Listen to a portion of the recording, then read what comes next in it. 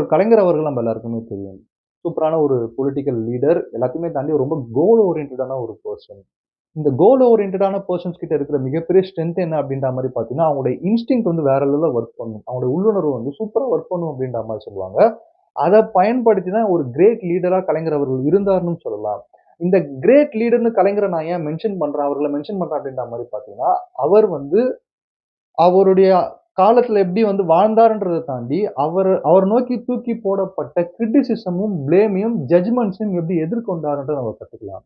ஏன்னா, கலைஞர் அவர்கள பார்த்து நெறைய விஷயங்கள் அவர பத்தி சொல்லவே தேவையில்ல. அந்த இடத்துல இருக்காங்கன்னா, நிச்சயமா வந்து ஜட்ஜ்மெண்ட் வரும். அவங்கள பத்தி பிளேம் வரும். அவங்கள பத்தி கிரிட்டிசிசம் வரும். என்ன இப்படி இருக்காங்க, அப்படி இருக்காங்கன்னு சொல்லிட்டு. இதுக்கு கலைஞர் அவர்கள் செய்ற விஷயம் என்னவா இருந்தது அப்படின்ற மாரி பார்த்தீங்கன்னா, ஒரு விஷயம் அவர பத்தி தப்பா பேசுறாங்க, கிரிட்டிசிசம் பண்றாங்கன்னா, அந்த விஷயத்த அவர் பார்க்கவே மாட்டாரு. யார் அத செய்றாங்க? யார் சொல்றாங்க? அப்படின்ற அந்த பெர்சன தான் பார்ப்பாங்க. அப்படி அந்த சொல்ற பெர்சன்